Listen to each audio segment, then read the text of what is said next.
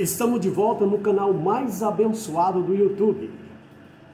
E louco, mas é claro, por Jesus, cristianismo acima de tudo e Deus acima de todos. Eu sou o evangelista Celso Godoy e vos cumprimento com a paz do nosso Senhor Jesus Cristo. Todos vocês são bem-vindos ao meu canal. Aqueles que já são inscritos, compartilhem, dá o seu joinha. E aqueles que pela primeira vez estão assistindo o nosso programa, por gentileza, se inscreva no canal, apertando no sininho, dando um joinha e compartilhando nossos vídeos para o maior número de pessoas que você conhece. E assim você está contribuindo para que o canal cresça e a obra de Deus seja pregada e ensinada em vários lugares e por várias pessoas. Hoje nós vamos estudar a lição que é o ponto final de todo cristão, a cidade celestial. É o ponto final de todo cristão, é lógico, de todos aqueles que servem a Deus, que é fiel a Deus, tá? É a lição de número 13, que vai ser ministrada na sua igreja dia 30 de junho de 2024. Mas antes, eu quero fazer um resumo, de todas as lições que nós já estudamos, tá? Da primeira até a de número 12, e depois estaremos adentrando na lição de número 13. Vai ser rápido, vou ser bem sucinto, só para nós trazermos aqui, levantarmos algumas recordações de alguns ensinos fundamentais e maravilhosos que nós tivemos nesse seriado de 13 lições. Vamos fazer aqui o resumo de 12 e depois estaremos estudando o ponto final de todo cristão, que é a cidade celestial. Aí nós vamos ver a diferença entre paraíso e cidade celestial. Será que é a mesma coisa? Então vamos ver isso aqui nessa lição. Fica conosco até o final e eu creio que você vai adquirir muito subsídio para você ensinar a sua sala e para você que é aluno tirar 10 na sua classe, ok? Então vamos ao resumo das nossas lições. Começando na lição de número 1. Na lição de número 1 nós temos o início da caminhada, tá? Aonde o crente arrepende, converte dos seus pecados, aceitando Jesus como Salvador, é um novo nascimento. Então é o início da caminhada de todo cristão. Foi a primeira lição.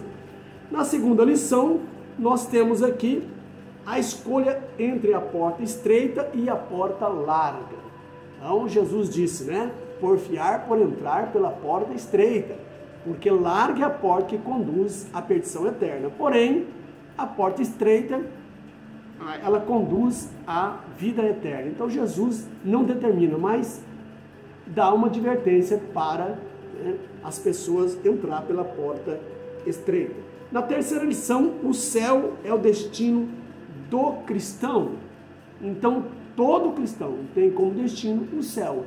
E todos aqueles que não são cristãos, que não quiseram aceitar a Cristo, o destino deles é, com muita tristeza para os nossos corações, o inferno. Mas o destino de todo cristão que é fiel é o céu. Lição de número 4, como se conduzir na caminhada. Ora, Jesus disse, aqueles que querem me seguir, tome a sua cruz, negue-se a si mesmo e siga-me. Então, não pode ter bagagem, mas você tem que tomar a sua cruz, negar-se a si mesmo e seguir a Jesus. O pecado não pode ir junto, ok? Então tem que ter renúncia. Todos aqueles que servem a Deus, que querem seguir a Cristo, tem que renunciar ao pecado, ok? Tem que viver uma vida de santidade.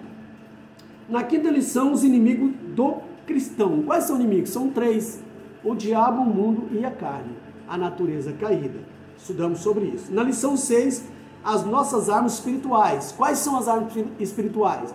Oração, palavra, jejum e consagração. Foi as armas que Jesus usou no deserto, Ele usou a palavra. Ele consagrou e orou e fez jejum para vencer Satanás, ok? Na lição de número 7, o perigo da murmuração. Nós vemos que a murmuração é um pecado como um pecado de feitiçaria.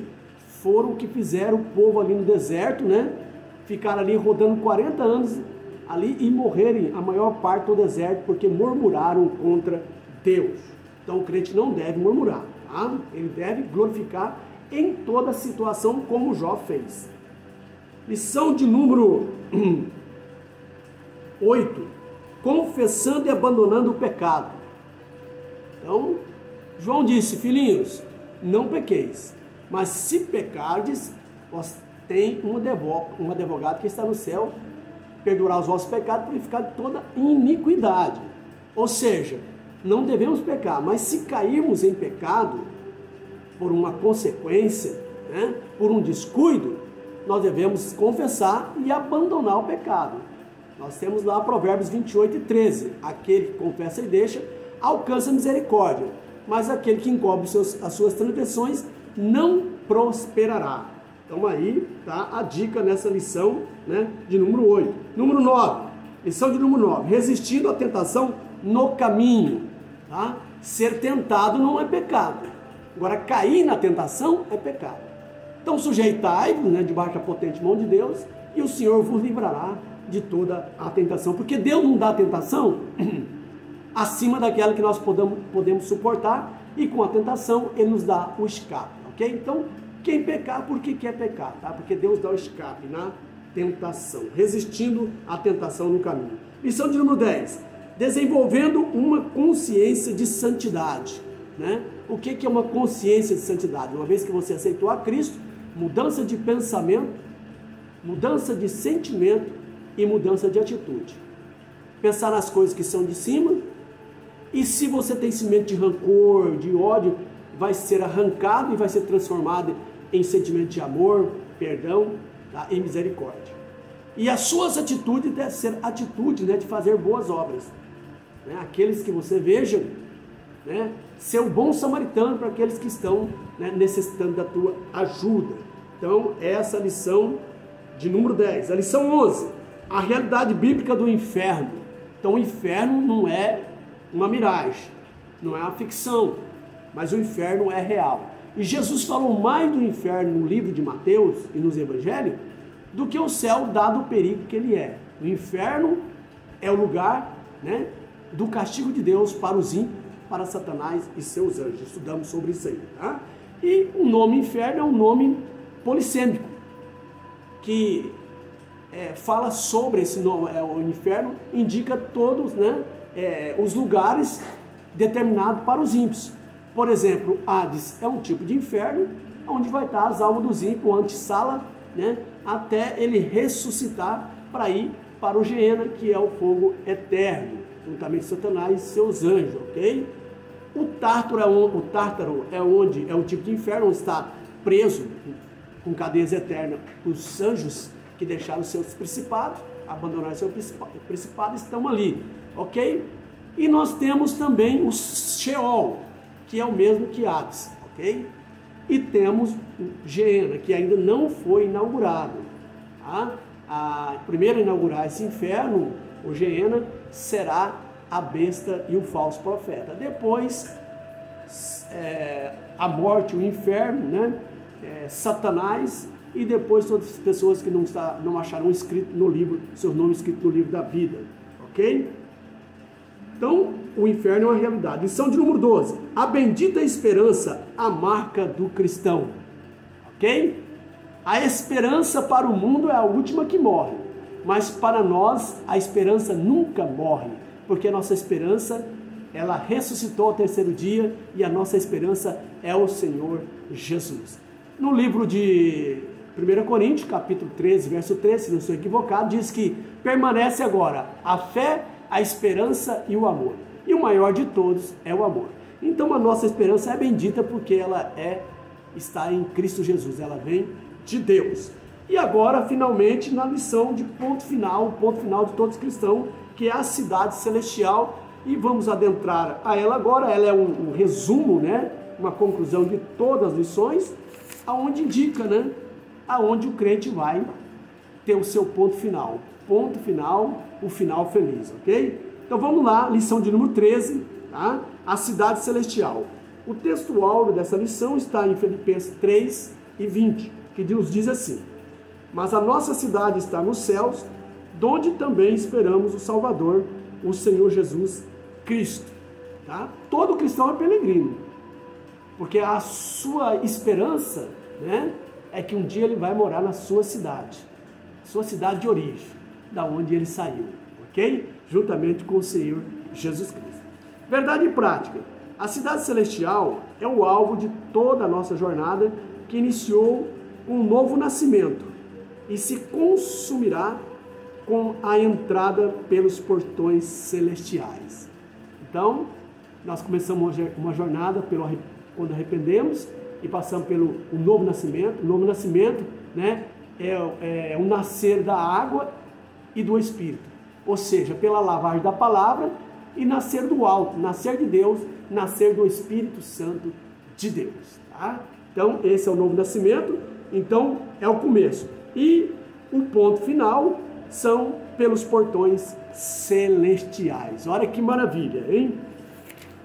Nossa leitura bíblica em classe está em Apocalipse capítulo 21, do verso 9 ao 14, e Apocalipse 22, do verso 1 ao 5.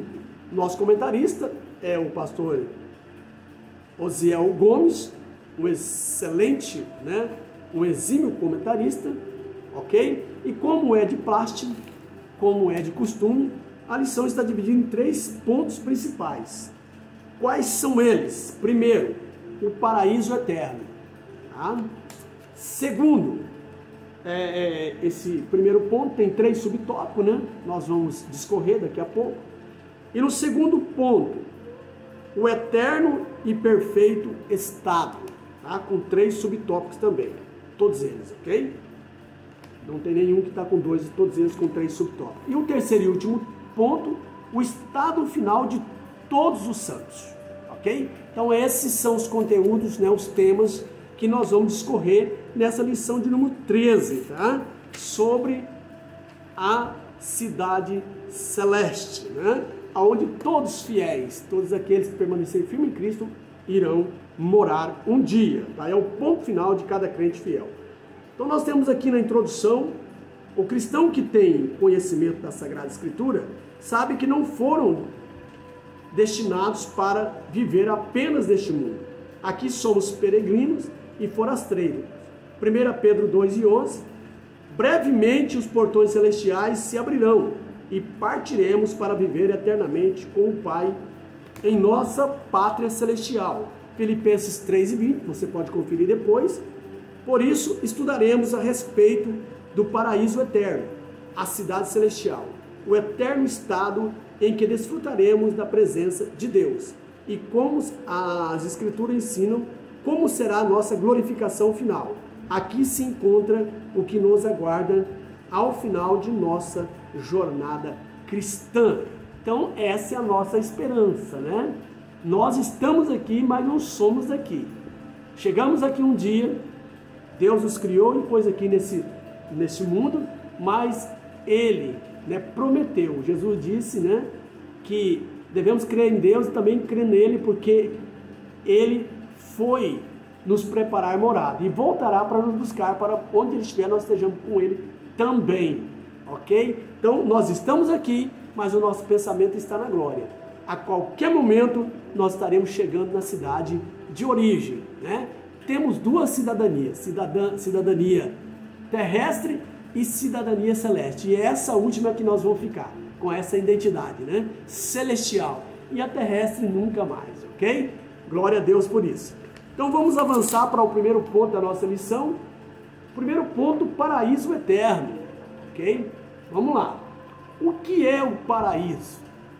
É um lugar de delícia. É um lugar de maravilhas, de gozo, de bênção, de vida eterna e de felicidade. Esse é um resumo do que é o paraíso, irmão. Não tem outra coisa para dizer, tá? E o que não sabemos, né? E que o ouvido não ouviu, que não desceu o coração, está reservado para aqueles que amam a Deus, porque é muito mais do que isso. São as palavras que temos para dizer, mas não temos palavras suficientes para descrever o que é o paraíso, aonde nós iremos morar, ok? Uma definição que podemos mencionar do paraíso é o céu, como morada de Deus, dos anjos, dos salvos, tá? 2 Coríntios 12, verso 12 ao 4, depois você confere, tá? 2 Coríntios, capítulo 12, versículo 2 ao 4. Não vamos ler para ganharmos tempo, tá? Quando estava na cruz, nosso Senhor fez uma promessa ao ladrão arrependido.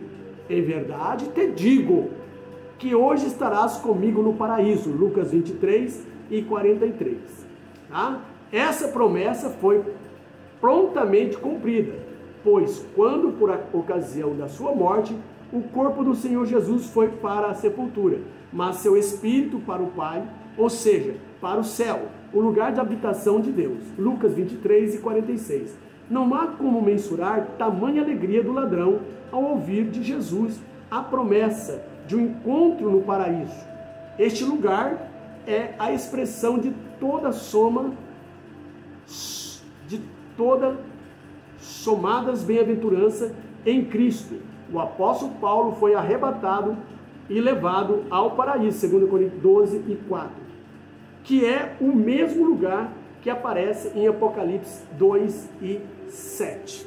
Olha aí, os Paulo que um homem, ele se omitiu falar o eu, tá? Ele não disse eu, mas ele disse que um homem, não sabe se no corpo ou no espírito, foi arrebatado ao terceiro céu, ao paraíso, e ouviu coisas inefáveis que não que não pode ser revelada, de tão alta e maravilhosa que é, certo? Que não só pode ser declarada, ok? Então ele não quis, ele omitiu o eu, né? Mas certamente foi o apóstolo Paulo, okay? Mas ele não quis, para não se engrandecer, que ele conheceu um homem que foi arrebatado ao terceiro céu. Agora os ladrões, né? Quando Jesus foi crucificado, tinha dois ladrões, uma à direita e outro à esquerda. À direita estava Dimas, ladrão e salteador, e à esquerda está Gestas, ladrão e salteador. Porém, Dimas, com muito esforço, ele conseguiu ler na placa: este é Jesus de Nazaré, rei dos judeus. E quando ele leu esse nome, ele disse: então tu és rei? Lembra de mim quando entrares, né, no teu paraíso, quando estiver sentado no teu trono. Aquela frase memorial, né? Lembra de mim quando estiver no teu trono, né? Não esqueça de mim. Então o ladrão disse isso. Ele reconheceu e ele disse ainda mais: ô Gesta, nós estamos aqui porque nós merecemos, como ladrões e salteadores, né? Quem sabe até assassino. Mas esse nada fez para estar aqui. E ele disse: Senhor, lembra-te de mim. Mas é um arrependimento, irmão. Um arrependimento que tocou o coração de Cristo. Lembra-te de mim quando entrar no teu paraíso. Jesus disse: hoje mesmo. Né? Ele não disse: hoje eu te digo, como diz os adventistas. Não, ele disse: hoje mesmo estarás comigo no paraíso. Olha, irmão, que alegria. Um ladrão que estava condenado. Morte de cruz era a última condenação. Era para os piores, né? Assassinos, ladrões. E Jesus estava ali por causa dos nossos pecados. Todo pecado da humanidade estava sobre ele. Por isso que ele estava ali, ok? Mas ele não pecou em nada. Mas aqueles ladrões, olha que surpresa para Dimas. Olha só, né? De ladrão e salteador, e receber na última hora, no último minuto, a salvação. Que alegria que esse homem, né, está no céu pelo gongo, né? Pelo suar do gongo ele ser salvo. Olha só, irmão, é muita alegria, né? Graças a Deus, né, que ele conseguiu, e eu acredito que muitos, né, na última hora conseguirão e conseguiram, mas graças a Deus que nós estamos nessa caminhada e vamos em frente, tá? Conhecemos a palavra e vamos salvar aqueles que estão cocheando dois pensamentos, que só Jesus pode levar-nos para o paraíso e livrar-nos do inferno que está para baixo, ok? Avançando para o segundo ponto, o que é a cidade eterna? Olha aí, né? Essa cidade, nós vamos ver a descrição dela aqui, ok? Depois do julgamento final, após o milênio, Apocalipse 20, e a purificação da terra por meio do fogo, 2 Pedro 3 e 10, depois você confere lá, ok? Surgirá a nova Jerusalém, que figura como a cidade eterna de Deus, Apocalipse 3 e 12, e Apocalipse 21, Apocalipse 3, versículo 12, capítulo 3, versículo 12, e também o versículo 21, e Apocalipse 22, tá? Quando esteve neste mundo, o Senhor Jesus assegurou que prepararia um lugar para o santo, João 14, o verso 2 e 3. É aquilo que eu disse. Crede em mim, também crede em Deus, crede também em mim, ou crede em mim, crede também em Deus, tá? Tanto faz, né? Que o Pai e o Filho é um só, ok? Jesus, eu e o Pai somos um, na essência, né? É Deus, ok? Porque eu vou vos preparar morada. Se não fosse assim, eu não vos teria dito. Ou seja, se eu não fosse assim, eu não teria razão para dizer. Mas vou preparar morada e voltarei outra vez para buscar vocês, para que onde eu esteja, vocês estejais comigo. E é nessa cidade maravilhosa. A Nova Jerusalém, criada por ocasião da purificação ocorrida na terra, 2 Pedro 3:10, essa terra passará pelo fogo, né? Vai ser queimada, ramos e raiz, e vai ser uma nova céu e nova terra. Tem sua origem no céu, e será também terrena, visto que substituirá a antiga cidade que estava contaminada. Ela descerá diretamente do céu, Apocalipse 21, verso 1 ao 3. Nessa ocasião, os salvos serão cidadãos dessa cidade, desfrutarão das bênçãos eternas e habitarão com seus corpos transformados em um estado glorioso. 1 Coríntios 15 e 54, depois você confere. Então, nós somos pré-tribulacionistas, tem os mídio-tribulacionistas e tem os pós-tribulacionistas, ok? Os mídios acreditam que vai ser arrebatado no meio da grande tribulação. E nessa faixa, nesse segmento, estão os adventistas e mais alguns, que não vou lembrar o nome agora, de segmento, que acreditam, né, no arrebatamento no meio da grande tribulação. Tá? E tem os pós, que são os presbiterianos e o segmento, né, dessa linhagem, dessa linha de teologia, tá? Que acreditam que vai ser após a grande tribulação. Os pós-tribulacionistas são amilenistas. Eles acreditam que o milênio já está passando agora. Tudo já está acontecendo no milênio, já estamos vivendo aí o milênio, ok? Tá? O leão já está passando com a nédia de ovelha. Né? E isso não é verdade, né? Então, esses são a crença deles, a milenista. Tá? E o mídio, que acredita que vai ser arrebatado, né? E também eles crêem. Essas linhas de teologia acreditam em uma única vinda de Jesus. Não acreditam a vinda de Jesus em duas fases. Mas nós que somos pré-tribulacionistas, quem são os pré-tribulacionistas? E também dispensacionalistas, ok? Cremos na dispensação e na pré-tribulação. O que significa isso? Que nós vamos ser arrebatados antes da grande tribulação. No pré, ali quando quase iniciando. Então nós vamos ser arrebatados. Jesus vem e não é quando o mundo estará apertando os santos, tirando todo o poder dos santos, ok? Condenando, prendendo, né? Leis que vêm contra a palavra de Deus, o povo de Deus estará passando por situações difíceis, ok? Aí Jesus vem e arrebata a igreja. Aí o reino agora será do anticristo, da besta e do falso profeta. Os três, eles estarão nas três áreas: política, economia e religião. Anticristo, falso profeta e a besta vão atuar nessas três áreas. Nos primeiros 3 anos e meio de grande tribulação, a igreja estará na glória, vai ser arrebatada, porque no Apocalipse 3:10, como guardaste, né, a palavra da minha paciência, eu te guardarei daquele grande dia que há de vir sobre toda a terra. Houve tribulações, grandes tribulações em várias partes da terra, como os cristãos primitivos, ali em Roma, sendo jogado por leões, amarrado no lombo de burros bravos, mulher sendo rasgada gestante e pondo gato e costurando, maior atrocidade, mas foi tribulações locais. Agora essa Jesus diz que nunca houve antes e nem haverá depois. Ela é única, ela é global, por isso que fala grande tribulação, em que após o arrebatamento da igreja, o anticristo, a besta e o falso profeta, essa triunidade satânica vai reinar e ele vai dar solução nos primeiros 3 anos e meio.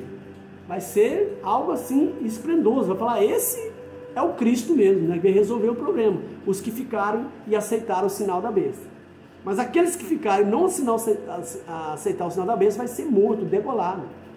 E é onde a Bíblia diz, né? Aqueles que estão debaixo do trono de Deus clamando. Quando o Senhor vingará o nosso sangue, né? Quem é essa grande multidão? São os que vieram da grande tribulação.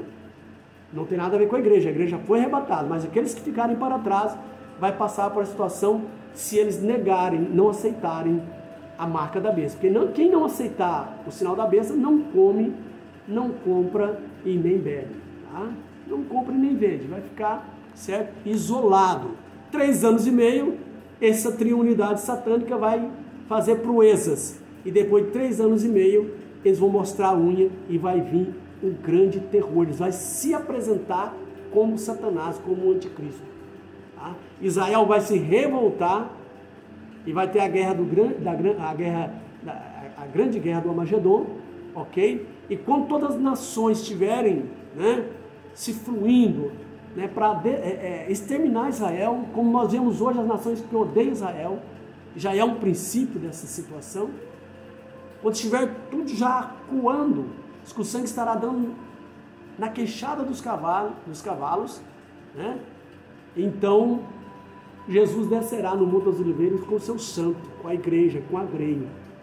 E o monte abrirá e Israel passará para se salvar, escapar das nações que estão oprimidas. E Israel vai reconhecer Jesus como Messias, porque até hoje não reconhece ele como Filho de Deus, como um profeta, como demais profetas, mas nesse dia vai reconhecer ele como o Messias, realmente esse é o Filho de Deus, e a igreja como a Santa Grey, tá? Vai reconhecer a igreja também, né? Que fugiu do pecado, que andou em santidade e foi arrebatada para a glória, certo? Então os últimos serão os primeiros e os primeiros serão derradeiros. Então a igreja foi por último, mas ela foi primeiro a ser arrebatada. O Israel foi os primeiros a ser chamados, vai ser os derradeiros a ser salvos. Aí Jesus vai entrar com eles para o milênio, vai ter um grande julgamento, onde vai apartar os bodes, né, para a esquerda e as ovelhas para a direita, e vai fazer o grande julgamento, e os bodes, que são as nações que levantaram contra Israel, e dentro dessas nações, pessoas que ficaram do lado de Israel, vai ser como ovelha para o lado direito, aquelas pessoas que se conduíram de Israel, vai entrar para o milênio, vai ser salva, mas as outras pessoas, nações que lutaram contra Israel, contra Deus, porque lutar contra Israel, lutar contra Deus, eles vão ser lançados no inferno. Apartai-vos de mim que não vos conheço. Quando eu tive fome, vocês não me deram de comer. Quando eu estava nu, vocês não me deram de vestir. Quem são esses pequeninos? É o povo de Israel, que será oprimido naquele tempo, ok? Então acontecerá o milênio, e no milênio nós vamos estar com Cristo, a igreja, com o corpo glorificado, já ressuscitado e glorificado, tanto aqueles que morreram em Cristo como aqueles que foram arrebatados vivos, que estará na igreja com Cristo, regendo as nações com vara de ferro. Vão ficar 1000 anos com Jesus. Esses 1000 anos, né, vai provar que só o reino de Cristo é perfeito. As metralhadoras se transformarão em enxadas, os tanques se transformarão em tratores para a terra. O ímpio viverá de 100 anos, o justo de 100 anos morrerá, tá? Será longevidade de vida. O leão não será mais carnívoro, mas pastará junto com a né de ovelha. O menino porá a mão no ninho da cobra e a cobra não vai morder, porque terá tudo paz. Será um milênio perfeito. Satanás será preso por 1000 anos. Não estará para tentar as pessoas, mas mesmo assim a natureza humana vai pecar.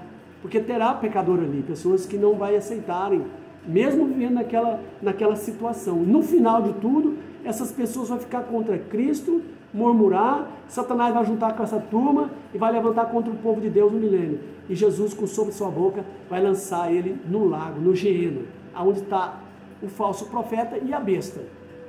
Aí será lançado Satanás. O segundo a estrear, o lago de fogo, o Geena, ok? Após, né, ou antes disso, tem o juízo final, onde a terra desaparecerá e o céu se enrolará como um livro, e nos ares vem um grande trono branco e serão julgados todos grandes e pequenos. Aí não é julgamento para absolvição, mas para condenação. Depois do juízo do trono branco, então será lançado as pessoas que não forem escritas no livro da vida, nesse lago de fogo, que é os últimos, né, a estrear o Geena, ok? Vai ser lançado ali juntamente com Satanás, falso profeta, a besta e os anjos, os demônios serão lançados ali, no Geena. Então os últimos serão aqueles que não forem achados escritos no livro da vida, né? Certamente esses grandes ditadores, Hitler e outros mais que pecaram contra Deus, e pessoas pequenas também que não aceitaram a Cristo como Salvador. Depois do juízo final, então, essa terra será desfeita, como Paulo diz, como Pedro diz, né? Haverá um grande estrondo e o fogo vai eliminar todo e vai tirar toda a impureza. E haverá um novo céu e uma nova terra. Deus vai criar um novo céu e uma nova terra, onde habita a justiça. Não haverá mais pranto, nem dor, nem morte, né? Vai ser só plenitude de bênçãos, de vida eterna, de alegria, né? Aonde os santos vão morar para sempre, ok? Estaremos ali no novo céu e na nova terra.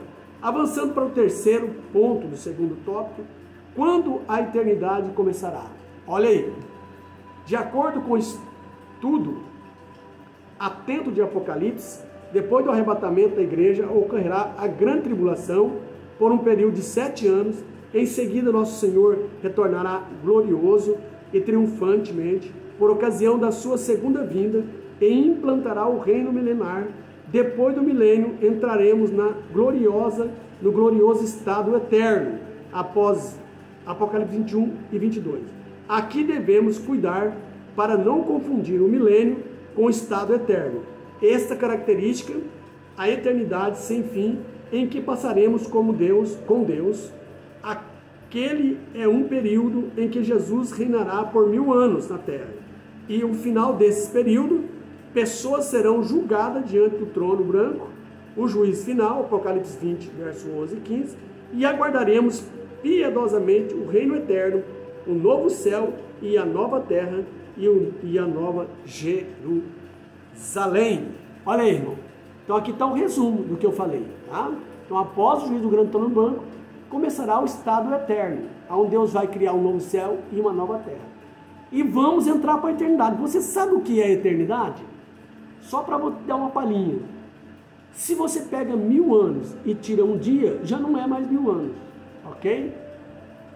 Pega 10.000 anos e tira uma semana, já não é mais 10.000 anos. Mas você pega uma eternidade e tira um ano, ela continua a eternidade. Então ela nunca acaba. Você sabe o que é passar eternamente com Deus, irmão?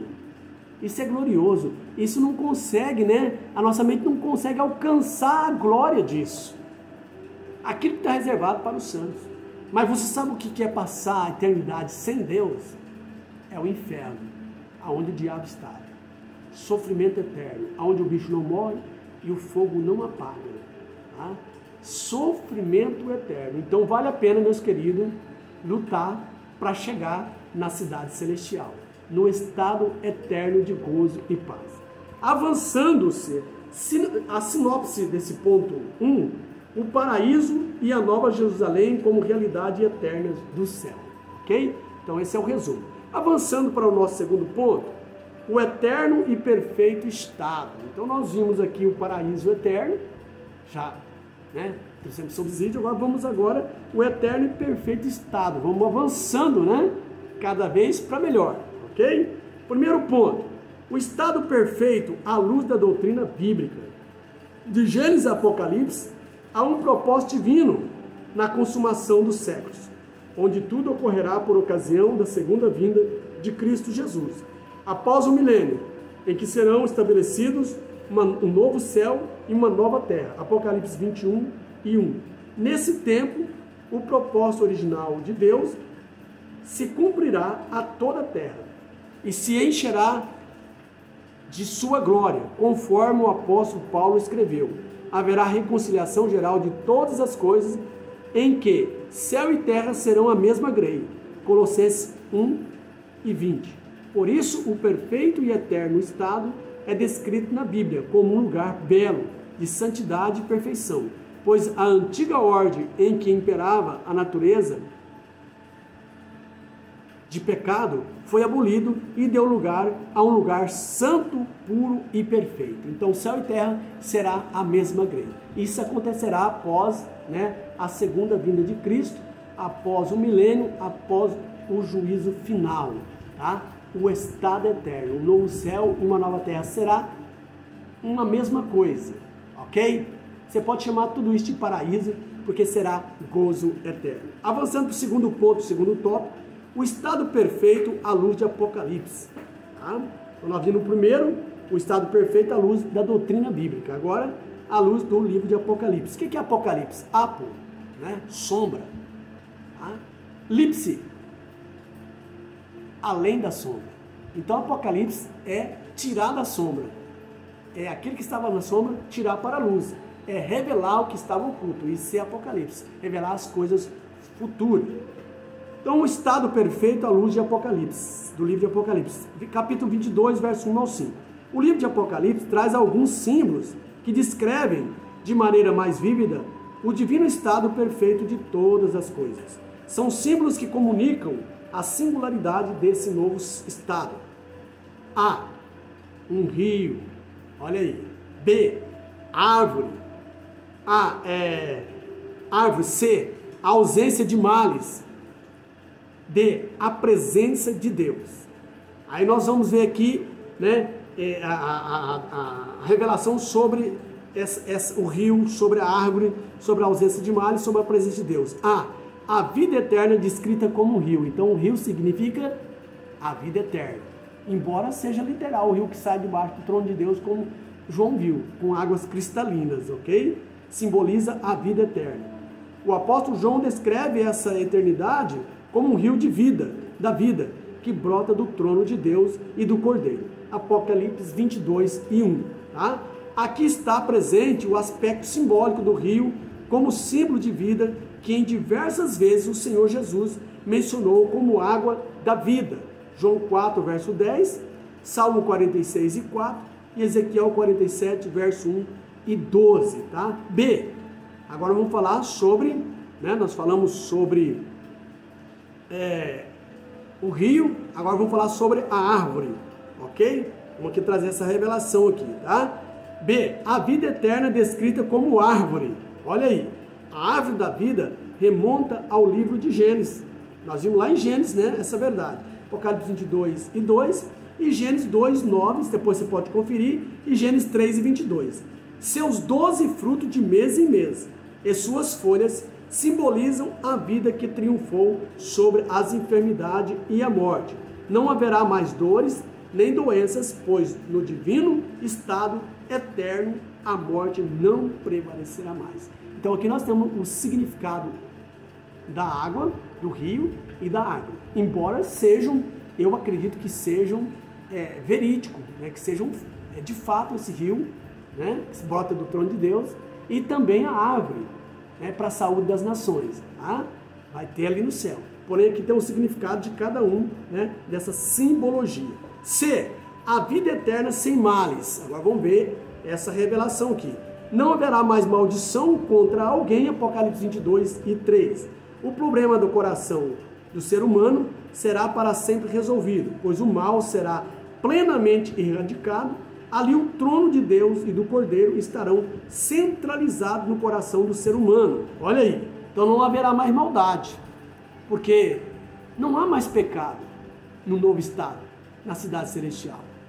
Então não vai ter pecado, então a maldade vai ser extirpada, todos os males vai ser extirpado. D, a vida eterna na presença de Deus. Contemplaremos a Deus face a face, 1 Coríntios 13 e 12. E sua presença será a nossa luz para sempre. Então, quem vai clarear na cidade celestial vai ser o próprio Deus. Não dependeremos mais de luz do sol e nem luz da lua. Você vê que esses planetas estão meio em decadência, né? Mas lá vai ser o próprio Deus, não vai ter esse problema mais, né? Alguém diz que o sol vai entrar em decadência, né? Eclipse lunar, tempestade solar, né? E ele vai esquentar 7 vezes mais, mas o salvo está dando glória a Deus, que quando acontecer isso nós estaremos na glória, né? Porque tudo, irmão, aqui é passageiro, tem tempo de validade, mas Deus é eterno, Ele não tem tempo de validade. E aqueles que confiam em Deus também não passará, eles viverão eternamente. Mas aquele que ama o mundo vai vencer igual ao mundo, mas aqueles que amam a Deus e não amam esse mundo e sistema, eles serão eternos como Deus, ok? Então a luz para sempre, Apocalipse 22 e 4. Que alegria, indivisível, prestaremos culto olhando diretamente para Ele. Sua presença gloriosa fará com que não haja mais noite, não havendo mais qualquer escuridão, e para sempre reinaremos com Ele. Hoje nós prestamos culto a Deus olhando pela fé. Sentimos o poder do Espírito Santo, falamos em línguas, né? Saltitamos, pulamos de alegria. Agora você imagina você vendo Ele pessoalmente. Como você vai glorificar Ele? É noite e dia, não tem como. Vai ser um gozo eterno que não podemos explicar com palavras humanas. É indivisível, é algo tremendo, tá? Que ninguém pode explicar, só nós quando estaremos lá. Então, se você quer sentir esse gozo, aceita Jesus como Salvador, aproveita a oportunidade, faça como ladrão, que na última hora, né? Quem sabe, né? Ninguém sabe o dia da manhã. Então, aceita agora que você está ouvindo esse vídeo, que você ainda que não é crente, aceita Jesus, porque Jesus pode chamar a qualquer momento. Tá? Pode acontecer o arrebatamento ou pode a pessoa morrer a qualquer momento. Então, aceita Ele e você vai ter certeza e garantia que você vai estar ali gozando dessas benécias da cidade celestial, do estado eterno. Ok? Resumo do tópico 2. A vida eterna é descrita na Bíblia como um rio, uma árvore, um lugar sem males e a presença eterna de Deus. Então é descrito aí esse simbolismo, né? Embora eu creia que isso lá vai ser real, vai existir essas árvores, vai existir esse rio, tá? De água cristalina, e também todos os males serão extirpados e a presença eterna de Deus juntamente conosco, ok? Agora para o terceiro ponto, o estado final de todos os santos. Olha aí, qual é o estado final de todos os santos? De todos os ímpios nós já sabemos, também saberemos agora o estado final de todos os santos. Primeiro ponto, o que todo crente salvo deve esperar? A pergunta, tá? Os santos de Deus, tanto do Antigo quanto do Novo Testamento, nunca viverão nessa terra com a ideia de permanecer nela eternamente. O patriarca Abraão vivia nela com a esperança da cidade celestial, cujo construtor é Deus. Hebreus 11, verso 9 e verso 10, e Gálatas 4, verso 26. Hebreus capítulo 11, verso 16. Moisés passou por ela com essas mesmas intenções. Deixou o Egito e sua glória, porque tinha consciência de algo melhor. A recompensa gloriosa, Hebreus 11, versículo 24 ao 27. Por isso o cristão que vive neste mundo sabe que aqui ele é peregrino nessa jornada, pois está consciente que o seu lar, a sua verdadeira cidade, é a celestial, de onde o nosso grande e maravilhoso Deus habita. Apocalipse 21, 3, capítulo 21, versículo 3, versículo 22, capítulo 22, verso 3. Então, irmãos, Abraão viu pela fé essa cidade celestial. Tá? Nós temos também Moisés, que conduziu, né, o povo para Canaã, que representava a cidade celestial também, a nova Canaã, onde manava leite e mel. Ok? João foi arrebatado em espírito ao terceiro céu, céu onde habita Deus, e viu essa cidade. E Jesus glorificado, não mais crucificado e despido na cruz, mas viu Jesus com vestes compridas, que é sinal de dignidade, simboliza dignidade.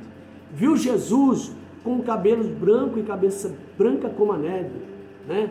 A branca lã, que é o símbolo de santidade e de dignidade, ok? Viu Jesus como olhos, como chama de fogo, que simboliza, ok? Onisciência, sabe todas as coisas, sabe antecipadamente. E ouviu como voz de grandes águas, ok? Porque é Ele que tem a última palavra, voz de autoridade. Uma espada que sai da sua boca, uma espada aguda de 2 gumes, que Ele é o juiz de toda a terra. Nas cartas do apóstolo Paulo, no Novo Testamento, Ele é advogado, mas no Apocalipse, naquele dia, Ele será juiz de toda a terra. Portanto, aceite Jesus para que Ele, como advogado, te salve, porque no dia do juiz não terá mais, tá, essa oportunidade. Ele será o juiz de toda a terra para julgar todos aqueles que não creram em Deus, que abandonaram Deus. Ok? E por final, João caiu como morto. E Jesus diz: Ei, João, eis que eu sou o último, o primeiro e o derradeiro. estive morto, mas estou vivo para todo sempre, e tenho em minhas mãos todo o poder. Tenho em minhas mãos a chave da morte e do inferno. Todos os reis, grandes Césares, grandes imperadores, morreram e estão no túmulo. Mas Jesus Cristo morreu, mas ressuscitou ao terceiro dia e está vivo para todo sempre, e ele tem a chave da morte e do inferno. E a morte, ela vai ser vencida e não vai ter poder sobre o santo de Deus, e vamos ver num estado eterno com Cristo para todo o sempre. Aleluia! Avançando aqui para o nosso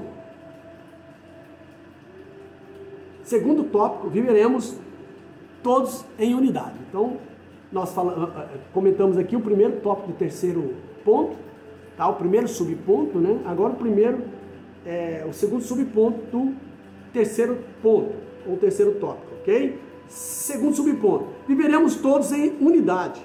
Ao se fazer menção das escritas nas 12 portas da cidade, onde estão os nomes das 12 tribos de Israel e dos alicerces, levam o nome dos 12 apóstolos, está evidente que se trata de pessoas originárias de todas as eras, Apocalipse 21, e 9 ao 14. As pessoas tanto de Israel quanto da igreja serão reunidas, formando um só corpo em Cristo, cumprindo-se plenamente dessa forma o que está escrito em Gálatas: nisso não há judeu e nem grego. Gálatas 3, 28. Viveremos na nova cidade sem qualquer tipo de segregação, discriminação, diferença de classe, pois seremos um só povo em Cristo Jesus.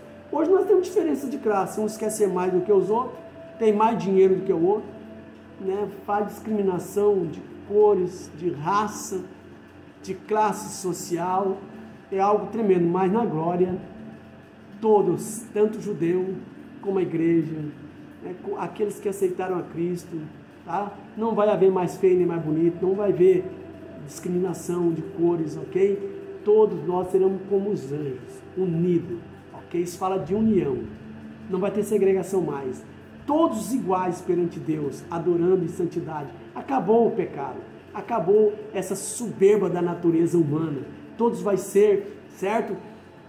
Filhos de Deus, adotado por Cristo Jesus, filho por adoção, né? Nós temos filho por criação, que foi Adão, filho por formação, que foi Adão, formado do pó da terra. Temos filho por criação, que foi os anjos. Temos filho por eleição, que foi Israel. E temos filho por adoção, que somos nós que aceitamos a Cristo como Salvador. Somos adotados por Cristo, ok? Herdeiro, co-herdeiro com Cristo. E lá seremos todos iguais, para a glória de Deus. Quem pode glorificar o nome do Senhor? Isso é bênção, irmão. É a esperança do crente, nunca morre. Porque está em Cristo Jesus, nosso Senhor, nossa esperança viva, que nunca, né, morrerá e estará viva para sempre.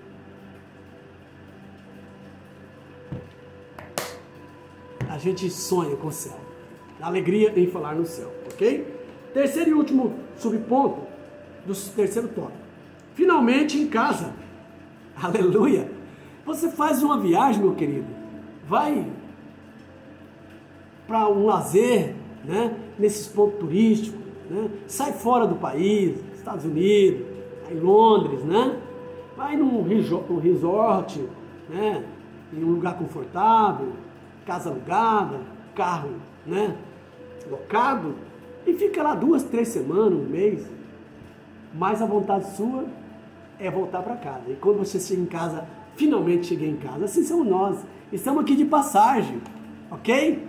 Não vejamos a hora de chegar em casa, na nossa cidade celestial, na nossa mansão celestial, ok? Maravilha, irmão. Continuando, finalmente em casa. Olha aí, sabemos que nossa morada final não é aqui, neste mundo, nem na sepultura, aleluia. Prova disso é que somos denominados de peregrinos e estrangeiros nessa terra, Hebreus 11 e 13, depois você confere, ok? O apóstolo Paulo nos lembra de que a nossa cidade está no céu, Filipenses 3 e 2, né? E também Colossenses, tá? Paulo disse lá no capítulo 3, se não estou equivocado, verso 1, pensais nas coisas que são de cima e não, verso 2, e não nas coisas que são de baixo, tá? Então nós temos que andar com o pé na terra, mas com a cabeça no céu, ok? Os cristãos que verdadeiramente mantêm comunhão com Cristo e sua palavra, cultivam em seu coração o desejo de ir para a casa.